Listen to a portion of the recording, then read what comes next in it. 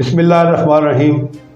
आवाज़ बहावलपुर चैनल से मैं हूं आपका मेज़बान डॉक्टर आफ्ताब गिलानी और आज हम इंटरव्यू करने जा रहे हैं प्रोग्राम आज की शख्सियत में प्रोफेसर डॉक्टर मुअज़्ज़म जमील साहब, जो इस वक्त इस्लामी यूनिवर्सिटी बहावलपुर में बतौर रजिस्ट्रार काम कर रहे हैं। डॉक्टर साहब इससे पहले university college of agriculture and environmental sciences में 2009 से लेकर 2021 तक बतौर प्रिंसिपल अपने फ़राइज़ मनसबी अंजाम देते रहे हैं और 2020 से बतौर रजिस्ट्रार इन्होंने ये एडिशनल चार्ज लिया है। आप एक अच्छे उस्ताद हैं, एडमिनिस्ट्रेटर हैं, रिसर्चर हैं। तो डॉक्टर साहब क्या हाल है आपके? हम आपको वेलकम कहते हैं। बहुत शुक्रिया लेनी साहब। अच्छा डॉक्टर साहब, आप अपने इब्तदाई सफ़र के बारे में बताएं कि आपने इब्तदाई तालीम कहाँ से हासिल की और इस्लामी यूनिवर्सिटी बहावलपुर को आपने कब ज्वाइन किया? ये खूबसूरत बहावलपुर जो है ये मेरा आबाई शहर है, मैं यहीं पे पैदा हुआ और मैंने जो स्कूलिंग है मेरी गवर्नमेंट टेक्निकल हाई स्कूल से जो उस वक्त अब भी आई थिंक स्टैंडर्ड के मुताबिक बहुत अच्छे तालीम जो सहूलतें दे रहा है बहावलपुर में। तो मैंने वहाँ से मैट्रिक किया और उसके बाद उसके लिए एफएससी मैंने ऐसी कॉलेज से की और एफएससी के बाद फिर जाहिर है बाकी जो हमारे दूसरे क्लास फेलो थे या मेरी अपनी ख्वाहिश या मेरे पेरेंट्स की ख्वाहिश के मुताबिक डॉक्टर बनने की कोशिश की, जो कि ना बन सके, लेकिन मेरिट पे मेडिकल के तो ना आ सके, लेकिन मैंने फिर फैसलाबाद यूनिवर्सिटी में वहाँ पे बीएससी ऑनर्स एग्रीकल्चर में मैंने दाखिला लिया। उस वक्त भी और आज भी वो यूनिवर्सिटी इंटरनेशनल रैंकिंग में बहुत अच्छे एग्रीकल्चर स्पेशली एग्रीकल्चर के लिए बहुत अच्छी यूनिवर्सिटी है। उसी यूनिवर्सिटी से मैंने बीएससी ऑनर्स एग्रीकल्चर मैंने 1986 में कंप्लीट किया, फिर मैंने 1988 में एमएससी ऑनर्स कंप्लीट किया और उसके बाद मैं पंजाब पब्लिक सर्विस कमीशन के थ्रू मैं एज ए रिसर्च ऑफिसर मेरी सिलेक्शन हुई। तो मैं यहीं बहावलपुर में जो है एक रीजनल एग्रीकल्चर रिसर्च इंस्टीट्यूट, इसमें बतौर रिसर्च ऑफिसर मैं 1988 से लेकर 2005 तक मैं उसी इंस्टीट्यूट में काम करता था। डॉक्टर साहब, इस दौरान आपने पीएचडी की, तो आपका पीएचडी का मौजू कौन सा था और आपने पीएचडी कहाँ से की? पीएचडी के लिए मैंने जो है गवर्नमेंट एम्प्लॉई के लिए जो वो होता है हमारा एक स्टडी लीव, मैंने स्टडी लीव ली और I think I was the first in the regional institute के जिसने कुछ स्टडी लीव के लिए अप्लाई किया और उसको फिर ग्रांट की गई स्टडी लीव। तो 1994 में मैंने पीएचडी के लिए अप्लाई किया और वहाँ पे मुझे स्टडी लीव ग्रांट की गई और उसके बाद मैंने एडमिशन लिया यूनिवर्सिटी ऑफ एग्रीकल्चर फैसलाबाद में। तो मेरे बहुत मोहतरम शफीक असातिज़ा से मैंने बीएससी ऑनर्स में भी, एमएससी ऑनर्स में भी और फिर पीएचडी में मुझे डॉक्टर ताहिर साहब जैसे शफीक और काबिल उस्ताद मिले और जिनकी वजह से मैं समझता हूँ कि हम यहाँ तक हैं। और मेरा जो पीएचडी का रिसर्च का मौजू था वो था integrated plant nutrition system for nitrogen management in rice wheat and cotton wheat cropping system, यानी मुख्तलिफ दो इलाकों के जो क्रॉप्स हैं, एक इलाका है जैसे सेंट्रल पंजाब का है, वहाँ पे राइस और वीट का कम्बिनेशन है, जो हमारा इलाका है इसमें कॉटन और वीट का कम्बिनेशन है। तो इन दोनों इलाकों में नाइट्रोजन की अवेलेबिलिटी नेचुरल तरीके से और हम फर्टिलाइज़र डालकर उसको कैसे उसकी अवेलेबिलिटी बूस्ट की जा सकती है, तो मैंने इस पे रिसर्च का काम किया और अल्हम्दुलिल्लाह 1988 में मैंने अपना थीसिस सबमिट कराया। माशाअल्लाह। डॉक्टर साहब, रिसर्च कल्चर के हवाले से बात करें तो आपके कितने रिसर्च आर्टिकल पब्लिश हो चुके हैं? मेरे अब तक मोर देन 90 मेरे जो आर्टिकल हैं वो इंटरनेशनल जर्नल्स में छप चुके हैं। 7 मेरे जो हैं वो इंटरनेशनल बुक चैप्टर्स हैं और मेरा इम्पैक्ट फैक्टर 65 कुछ 2 या 3 इतना है मेरा। आपकी सुपरविजन में कितने स्टूडेंट्स एमफिल और पीएचडी कर चुके हैं? मैंने अभी तक 4 पीएचडी स्टूडेंट कंप्लीट मेरे सुपरविजन में कर चुके और एमफिल के 32 या 33 अब 33 जो है वो मेरा पाइपलाइन में है, वो कर रहा है। तो ये मेरे रिसर्च क्रेडेंशियल थे। डॉक्टर साहब, मेरा आपसे सवाल ये है कि अब बतौर प्रिंसिपल तो आपका काफ़ी एक्सपीरियंस है, जैसा कि आपने जिक्र किया कि 2009 से लेकर 2021 तक आप एग्रीकल्चर कॉलेज और एनवायरमेंटल साइंसेज के प्रिंसिपल रहे। उसके बाद फिर आपको रजिस्ट्रार की एक एडिशनल असाइनमेंट मौजूदा vice chancellor engineer professor doctor Atar Mahboob Sahab ने दी। तो आप कब से रजिस्ट्रार हैं, और रजिस्ट्रार ऑफिस का काम संभालने के बाद आप क्या महसूस करते हैं कि एडमिनिस्ट्रेशन में क्या एक्सपीरियंस है आपका? बड़ा अच्छा सवाल किया आपने। तो मैं बेसिकली तो टीचर ही हूँ ना जी। तो मैंने काफ़ी मेहनत से पढ़ाया, कोशिश की कि जो मुझे अगर कुछ चीज़ें अल्लाह ताला ने या मेरे असातिज़ा ने मुझे दी हैं तो मैं वो आगे ट्रांसफ़र कर सकूँ अपने स्टूडेंट्स में, बच्चों में। तो मैं कोशिश तो करता रहा, और कामयाब हुआ या नहीं हुआ ये मेरे स्टूडेंट्स हैं, मार्केट में अवेलेबल हैं, तो वो बता सकते हैं, आप उनसे मिल के पूछ सकते हैं। तो 2020 में मई में तो वाइस चांसलर साहब ने मुझे कहा कि आप ये वाली उनके मुताबिक जो प्रोफेसर्स या जो टीचिंग कम्युनिटी है वो मैनेजमेंट के काम को, क्योंकि ये एक एकेडमिक इंस्टीट्यूशन है तो इसमें मैनेजमेंट के काम को और एग्जामिनेशन वगैरह से क्योंकि रिलेटेड है, फिर रिक्रूटमेंट्स हैं, इसमें बहुत सारी टीचिंग रिक्रूटमेंट्स हैं, तो उनके जो और जो एजुकेशन सिस्टम के उतार चढ़ाव को वो समझते हैं कि ये जो एजुकेशनिस्ट ये ज़्यादा बेहतर समझ सकते हैं। तो उन्होंने मुझे कहा कि आप आके ना ये ऑफिस संभालें। तो जाहिर है वाइस चांसलर साहब की अगर ख्वाहिश थी तो मैं कैसे ना कर सकता ना। तो मुझे बड़ी खुशी हुई और मेरे लिए बड़ी आनर की बात है कि उन्होंने मुझे इस जो है ऑफिस के लिए सिलेक्ट किया, और वो समझते हैं कि मैं या कोई भी एकेडमिक्स का जो भी एक उस्ताद है वो इसको चला सकता है, तो मैंने कोशिश की कि इसको बेहतर तरीके से चलाया जाए। डॉक्टर साहब, मैं ये समझता हूँ कि जो रजिस्ट्रार ऑफिस है वो किसी भी यूनिवर्सिटी में एडमिनिस्ट्रेशन में वाइस चांसलर के बाद सबसे अहम जो ऑफिस है वो रजिस्ट्रार ऑफिस होता है। और अगर रजिस्ट्रार ऑफिस में बैठा बंदा, रजिस्ट्रार जो है वो एक बाखलाक आदमी हो और उसके दरवाजे हर साइल के लिए खुले हों, तो इससे बड़े मामला एमिकेबली सेटल हो जाते हैं। देखिए, ये बहुत बड़ी यूनिवर्सिटी है, इस्लामिक यूनिवर्सिटी बहुत बड़ी, जिसके आप रजिस्ट्रार हैं, तो यहाँ पे कोई कम बेश 1000 के लिए फैकल्टी मेंबर हैं, एडमिनिस्ट्रेशन के लोग हैं, तो आए दिन लोगों के मसले मसाइल होते हैं और आपको लोग मिलने आते हैं। जहाँ तक मुझे याद पड़ता है आपका जो दरवाज़ा हर एक के लिए खुला है। और फिर जब साइल आपके पास आता है तो देखिए, अगर कोई 10 काम लेके आते हैं तो उसकी ज़रूरी होता है कि 10 के 10 काम ही हो जाए। सम टाइम ऐसा होता है कुछ काम करने वाले होते हैं, हो जाते हैं, कुछ नहीं होते।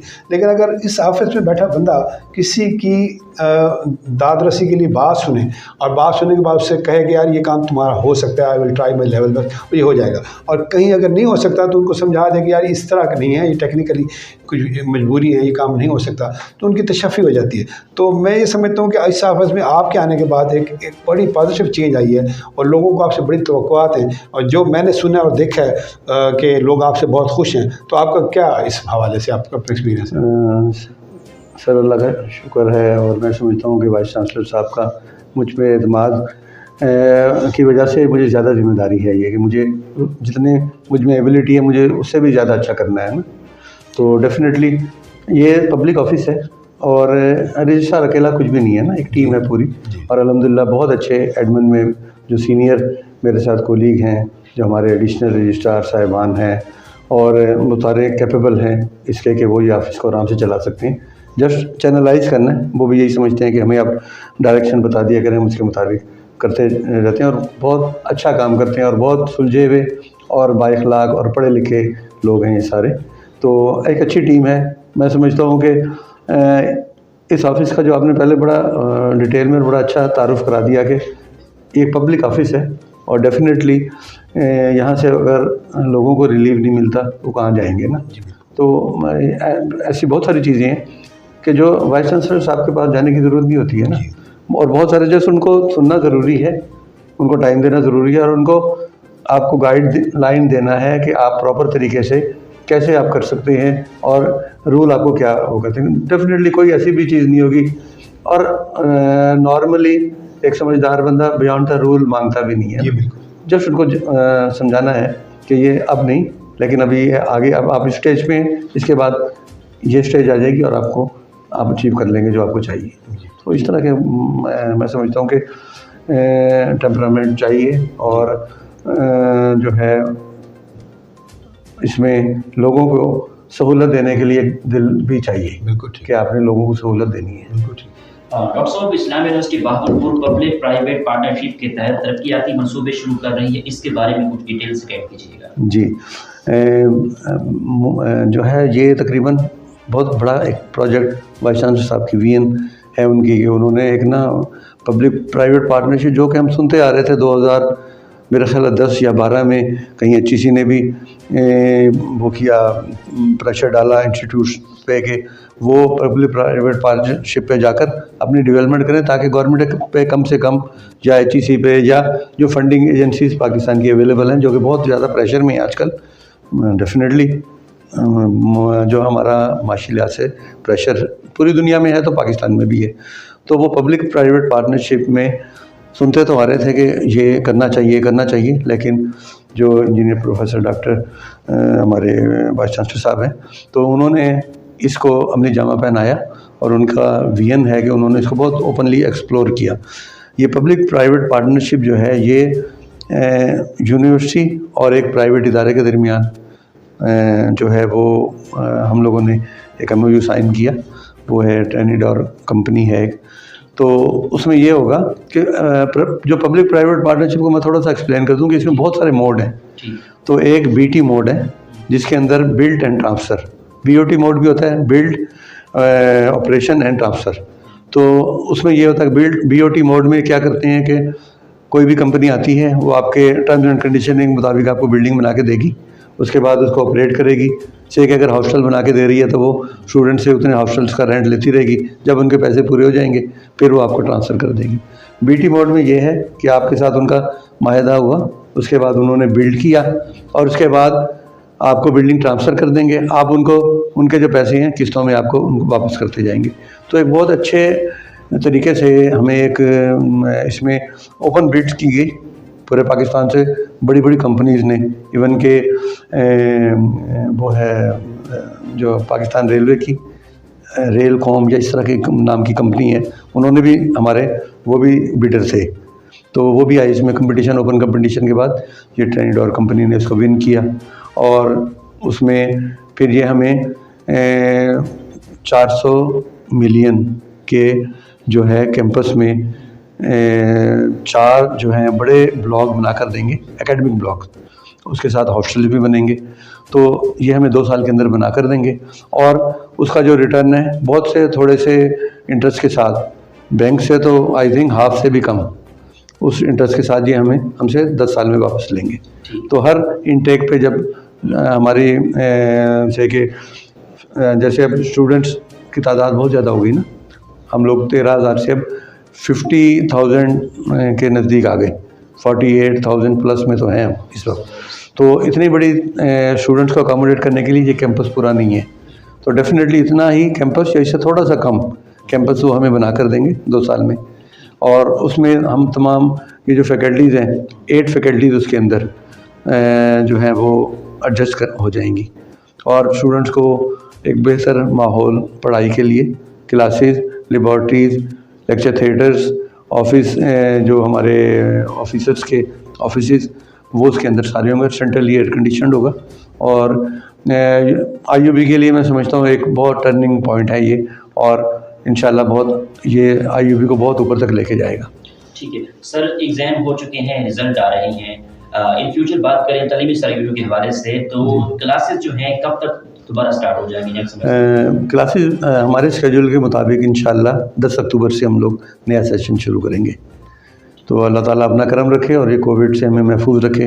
अगर हालात कंट्रोल में रहेंगे और तमाम जो है MCOCs वगैरह की डायरेक्शन हमारे लिए ठीक रहें, तो इंशाल्लाह हम 10 अक्टूबर से क्लास नया सेशन शुरू करेंगे। ठीक है डॉक्टर साहब, मेरा आपसे सवाल ये है कि engineer professor doctor Atar Mahboob Sahab ने टेक ओवर किया जुलाई 2019 में, अब ऑलमोस्ट उनको 2 साल हो गए, 2 साल से ज़्यादा हो गया टाइम। इनके आने से यूनिवर्सिटी वाकई राइट ट्रैक पे है, और सर के आने के बाद किस किस शोबे में एक जो तरक्की नज़र आ रही है वाज़े तौर पर, तो ज़ाहिर हम देख रहे हैं कि इनके दौर में बहुत काम हुआ। तो ज़रा हमारे नाज़रीन को बताइएगा कि वाइस चांसलर साहब के आने के बाद यूनिवर्सिटी जो है राइट ट्रैक पे है, तरक्याती काम कौन कौन से हो रहे हैं?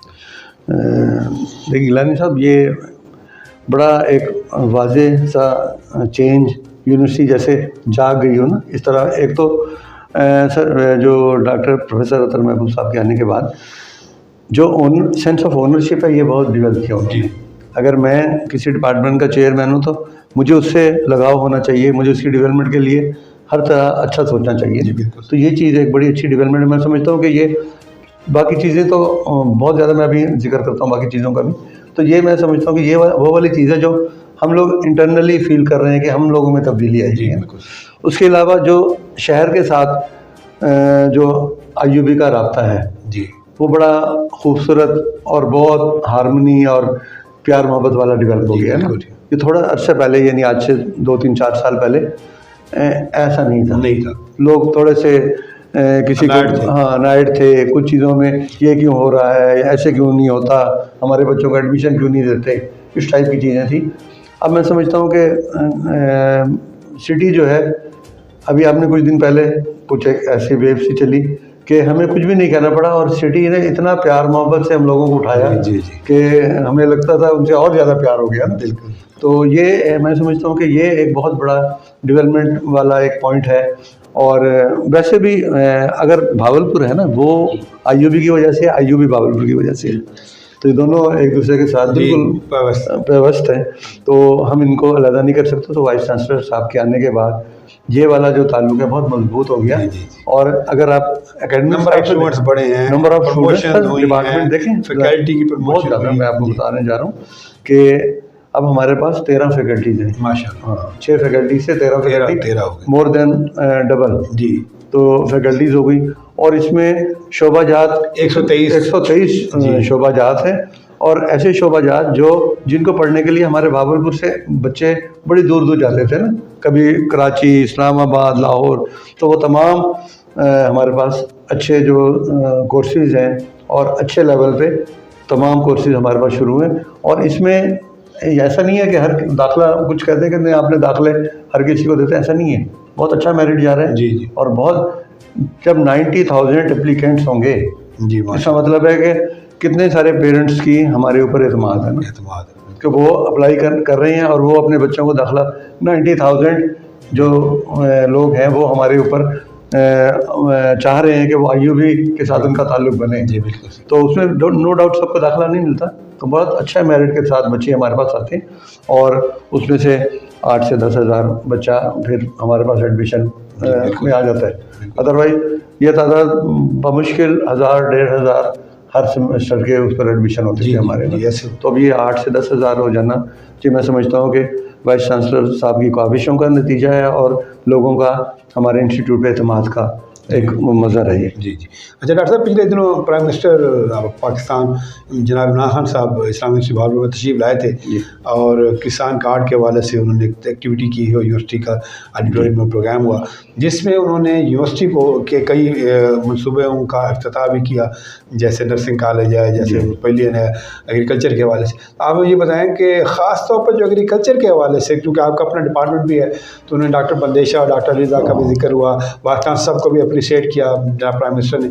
तो वो क्या प्रोजेक्ट्स हैं जिनके हवाले से एग्रीकल्चर जो है हमारा शोबा और हमारा डिपार्टमेंट, हमारी फैकल्टी बहुत आगे जा रही है जी माशाल्लाह। एग्रीकल्चर में हम शुरू, जब से ये 2005 में कॉलेज बना तो एग्रीकल्चर की मुख्तलिफ जहतों पे अच्छी रिसर्च करते रहे हम जी।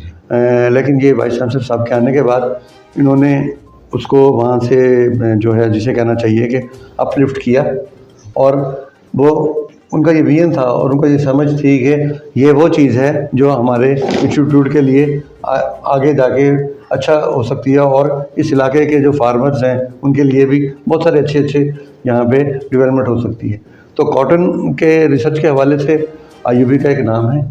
तो हमारी 4 वैरायटीज़ जो हैं अभी तक फार्मर्स के पास जा चुकी हैं और पंजाब के, ये बताते हुए मैं बड़ा फ़ख्र महसूस करता हूँ कि पंजाब के 40% जो ज़राई रकबा है उसके ऊपर काटन जहाँ पे ग्रो हो रही हैं, तो 40% रकबे पर IUB की वैरायटीज़ काश्त होती हैं। तो ये एक बहुत बड़ी फिगर है और we are very much proud of कि हमारे डॉक्टर बंदेशा साहब जो एक बहुत आला पाए के रिसर्चर हैं, ब्रीडर हैं और मैं समझता हूँ कि कार्टून में अथॉरिटी हैं वो जी। बिल्कुल। उनको अगर कोई, मैं तो क्योंकि मेरे बड़ी पुरानी कंपनी है उनके साथ, कोई ऐसा कॉटन का इशू नहीं है जो वो जिस पे उनकी नज़र ना हो, जी, बिल्कुल। और जिसको वो बहुत अच्छी तरह उसको एड्रेस कर सकते हैं ना। यही वजह है कि नेशनल लेवल पर, इंटरनेशनली बहुत सारे वो सेमिनार वगैरह में शिरकत कर चुके हैं, माशाअल्लाह। और नेशनल लेवल पर चाहे फ़खर इमाम साहब हो, जी, वज़ीर आज़म पाकिस्तान हो, तो उनको एक्नॉलेज करते हैं।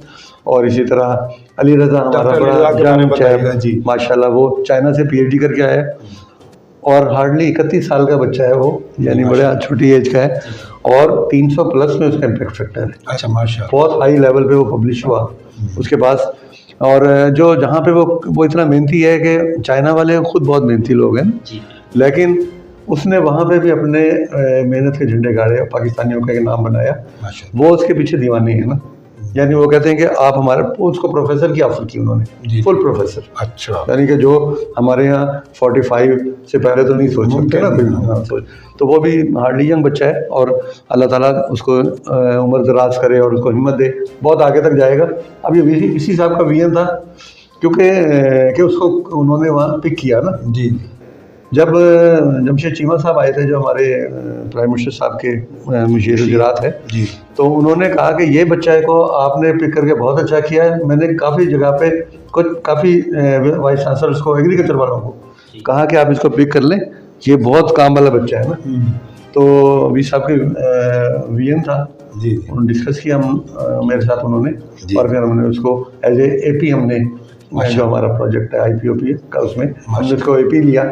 अब वो जो इंस्टीट्यूट ऑफ इंटरक्रॉपिंग है, उसका डायरेक्टर के तौर पे हमने उसकी सिलेक्शन की उसको। और भी मैं कहता हूँ ये उसका लेवल से बहुत नीचे जी, जी। चीज़ है जो हम उसको दे रहे हैं ना।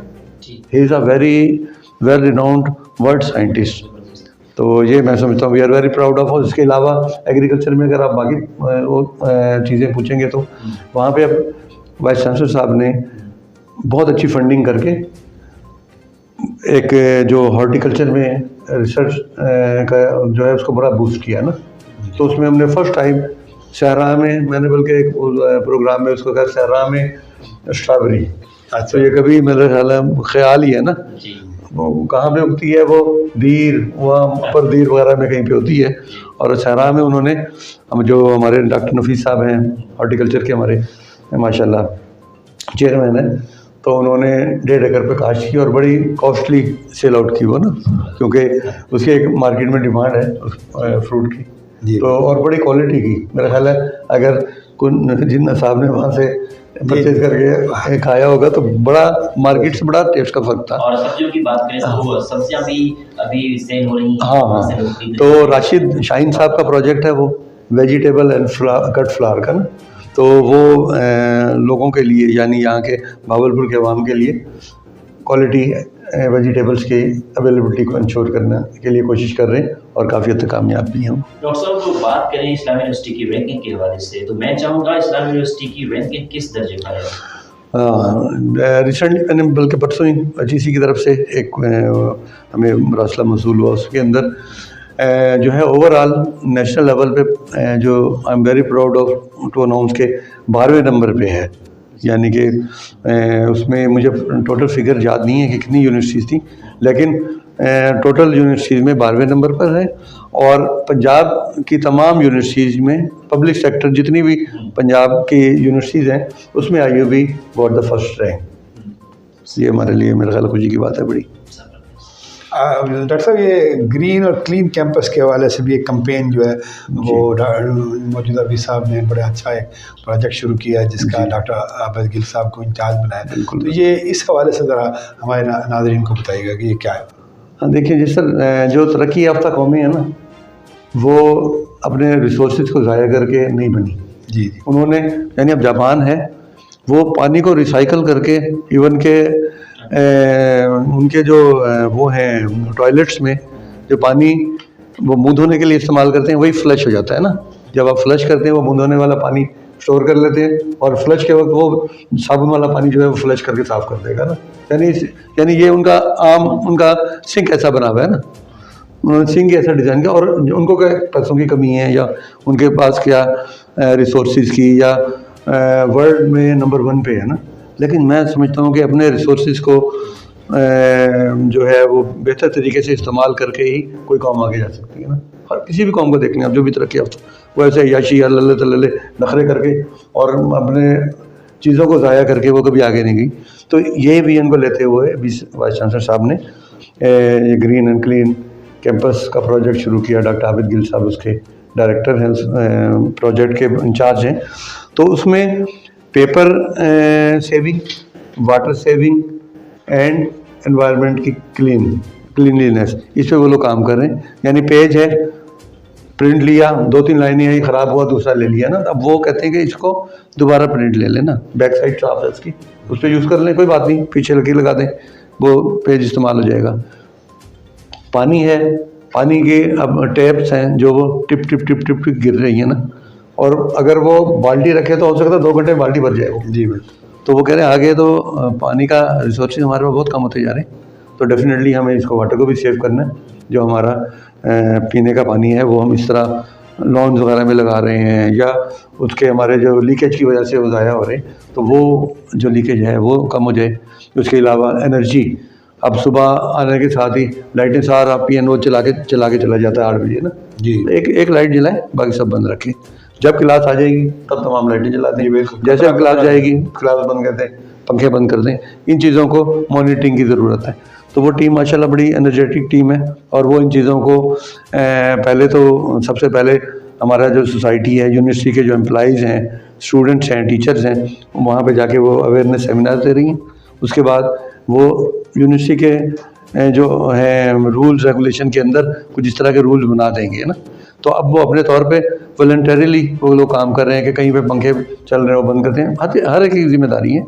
मैं अगर देखूँगा बाहर लाइट जल रही है बरामदे में और दिन के 11 बजे रहे हैं या 10 बजे रहे हैं, तो मुझे फटाफट अब क्लास से पहले वो बंद कर देना चाहिए ना। 1 मिनट लेट हो जाऊँगा कोई बात नहीं, लेकिन हमारा जो नेशनल लेवल पे हमारी एनर्जी का ज़िया है वो हम रोक सकते हैं। तो इस जो कैंपेन का मकसद ये है, और मैं समझता हूँ कि इसका बहुत अच्छा रिजल्ट आएगा। डॉक्टर साहब, अहमदपुर और याकतपुर कैंपस की क्लासेस शुरू यूनिवर्सिटी करने जा रहा है या नहीं, इस बारे में बताइए। हाँ, इंशाल्लाह इस जो कमिंग सेमेस्टर है हमारा फाल में, हम इसमें क्लासेस शुरू करेंगे। अभी कैंपस तो जो उसका इंफ्रास्ट्रक्चर है वो भी बनना है, उसके लिए ग्रांट्स गवर्नमेंट ने अल्हम्दुलिल्लाह जारी कर दी हैं, इस बजट में मौजूद है, हमारे पंजाब के बजट में, और अहमदपुर शर्किया के ख़ास तौर पर कैंपस के लिए, और उस पर जगह की एलोकेशन भी हो गई है, फाइनल हो गई है। वाइस चांसलर साहब इसमें बड़ा जो इसे इंटरेस्ट से और अपनी फुल जो है इसमें इन्वॉल्वमेंट के साथ इस पे काम कर रहे हैं, और इंशाल्लाह वहाँ के लोगों की डेवलपमेंट के लिए ये बहुत बड़ा प्रोजेक्ट है, क्योंकि बहुत सारे पेरेंट्स हैं जो अपने बच्चों को, ख़ास तौर पे फीमेल स्टूडेंट्स को नहीं अफोर्ड कर सकते कि वो रोज़ बच्चियाँ यहाँ आएँ, या हॉस्टल में रहने का ख़र्चा नहीं बर्दाश्त कर सकते।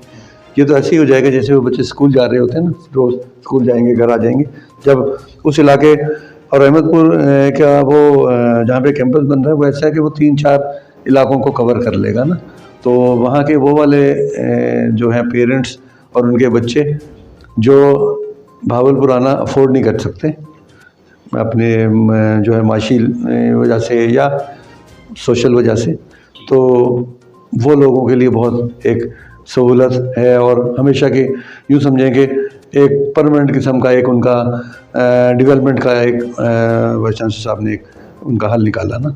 और मैं समझता हूँ कि इसमें हमारे जो सियासी, ख़ासतौर पर मैडम शौज़ब का मैं नाम लूँगा कि उन्होंने इस प्रोजेक्ट के लिए बहुत अच्छा काम किया। डॉक्टर साहब, यूनिवर्सिटी में जो स्पोर्ट्स होती हैं वो बड़ी अहम होती हैं, और कोई करिकुलर एक्टिविटीज़ स्पोर्ट्स यूनिवर्सिटी को आगे लेके जाती हैं। तो हमारा डायरेक्टरेट ऑफ स्पोर्ट्स काम कर रहा है, उसके अंडर मुख्तलिफ गेम्स होती हैं, इंटर कॉलेजिएट होती है, इंटरवर्सिटी होती है। अभी क्रिकेट में भी हाल ही में हमारी यूनिवर्सिटी ने 64 यूनिवर्सिटी में 3री पोजीशन हासिल की। अभी एक हाल ही में हमने एक और तब्दीली देखी है कि एडमिनिस्ट्रेशन और फैकल्टी के दरमियान भी एक मैच खेला गया। तो ये जो एक एनवायरनमेंट में चेंज आई और अच्छी चेंज है, इस लिहाज से कि पूरा हफ्ता या कुछ आवर्स में आप निकाल के थोड़ा सा टाइम अपनी सेहत के लिए या अपने आप को उस बिजी शेड्यूल में से निकाल के खुद भी आप वो मैच खेलें, तो आप ये समझते हैं कि ये एक्टिविटी अच्छी और इसको जारी रहना चाहिए। ये एक्सपीरियंस कैसा रहा आपका? ये बहुत अच्छा रहा, क्योंकि ना डॉक्टर साहब क्रिकेटर रहे हैं, हम सब इकट्ठे खेलते रहे, गिलानी साहब माशाल्लाह बहुत हमारे वक्त के फास्ट बॉलर्स में जो भावलपुर के कम से कम जो बहुत फास्ट बॉलर थे उनमें से गिलानी साहब का शुमार होता था। और बैटिंग का तो बैटिंग भी करते थे बहुत अच्छी, लेकिन बॉलिंग में इनका मुकाबले का उस वक्त उतना तेज बॉलर नहीं था कोई। सर ये किस दौर की बात है ये जो बात है? ये 78 और 80 जी जी जब आतिश जवान था। अभी माशाल्लाह जमाने का ही सब कपिल साहब का भी जवान है माशाल्लाह। हम लोग बोल के खेले पिछले वीक और इंशाल्लाह और बड़ा एंजॉय किया उसमें। आपस में बहुत सारे ऐसे असातिज़ा थे जिनका हमारे जो सीनियर मैनेजमेंट है उनको साथ का भी इंट्रोडक्शन नहीं था। इसी तरह ये अच्छा जो हमारी मैनेजमेंट है उसका टीचिंग कम्युनिटी के साथ इंटरेक्शन नहीं था। तो वो सारे मिले आपस में बैठे और बड़ी अच्छी फीलिंग थी एक दूसरे के लिए ना। और बड़ा क्योंकि IUB जो है ना मैं समझता हूँ एक ब्रांड बन चुका है ना, तो इसमें इनटेक जो है वो स्टूडेंट की बेशक देखें या इवन के अगर आप फैकल्टी वाइज देखें तो बहुत ज़्यादा हैवी कंपटीशन के बाद और इसमें मेरा ख्याल है बिल्कुल किसी की इंटरफेरेंस नहीं आती ना। बड़ा अच्छे लेवल पे हम लोगों ने रिक्रूटमेंट्स की और जहाँ पे वो फैकल्टी जब इतने ज़्यादा स्टूडेंट्स आए हैं तो डेफिनेटली उनको पढ़ाने के लिए हमें टीचर्स भी चाहिए। तो हमने बड़े ना जो है क्रैश प्रोग्राम के तहत हमने रिक्रूटमेंट्स की और मेरा ख्याल है 1.5 साल के अंदर 9 हमने सिलेक्शन बोर्ड्स किए, जिसमें कुछ सिलेक्शन बोर्ड 4-4 दिन भी चले। और मैं समझता हूँ वाइस चांसलर साहब ने फुल टाइम देकर हमारी पूरी जो सिलेक्शन बोर्ड था उसने पूरा टाइम दिया ताकि अच्छे से अच्छे टीचर हम अपने IUB के लिए हम वहाँ से हंटिंग कर सकें। तो अल्हम्दुलिल्लाह बहुत अच्छी फैकल्टी है। हमारा जो अपने गिलानी साहब भी हमारा पार्ट है बहुत सारे सिलेक्शन बोर्ड में, तो इनका भी ये था कि अच्छे से अच्छा जो टीचर है मेरे डिपार्टमेंट में आए ना। डॉक्टर साहब अदब के हवाले से बात करें तो हर इंसान अदबी होता है और दिल में जज्बात इमोशंस जो होती हैं इंसान के दिल में होती हैं, तो आपको अदब से किस हद तक लगाव है? अदब से मैं समझता हूँ कि सबको ही लगाव होना चाहिए ना। अगर अदब से लगाव नहीं है तो फिर तो पूरा इंसान का मुकम्मल ही नहीं है ना। तो मैंने पहले भी एक जगह पे कहीं पे वो कहा था कि एक अच्छे उम्र के एक ख़ास हिस्से में ना अच्छा लिटरेचर बच्चों को ज़रूर पढ़ाना चाहिए। हम लोग बस वो जो है ना निसाबी किताबें ही पढ़ा देते हैं, लेकिन करैक्टर की डेवलपमेंट के लिए अच्छा लिटरेचर, मैंने कहा लिटरेचर नहीं, लिटरेचर बहुत है, अब तो वो नेट है और उसके ऊपर अवेलेबल है, लेकिन अच्छा लिटरेचर पेरेंट्स की जिम्मेदारी है कि वो उसको अच्छा लिटरेचर प्रोवाइड करें, उसको अच्छी साइट्स बताएं और उसको दें। और मैं समझता हूँ वही उसके आगे ना डेवलपमेंट के लिए उसकी ज़हनी सोच एक यानी आप कह लें कि 15 से लेकर 25 साल तक का जो ये पीरियड है ना, ये बड़ा ख़तरनाक सा पीरियड है। और इसी पीरियड में मैं समझता हूँ कि बच्चे हमारे पास आते हैं ना ये, और ये BS प्रोग्राम में MS प्रोग्राम में, तो ये पीरियड में टीचर्स का बहुत ज़्यादा इसमें रोल मैं समझता हूँ कि है कि वो रोल मॉडल के तौर पर रहें उनके लिए और उनको अच्छे लोगों की बड़े जो हमारे मशाहिर हैं उनके मुतालिक बताया जाए।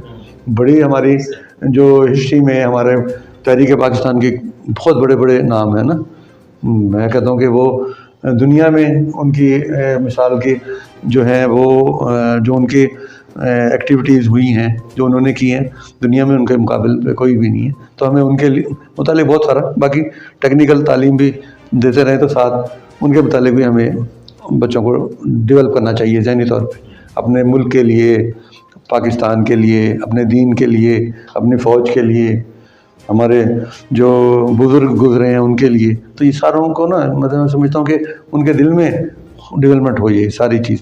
तो मैं समझता हूँ ये इसके साथ साथ उनको एज पॉजिटिव लिटरेचर की तरफ भी लेके जाएँ।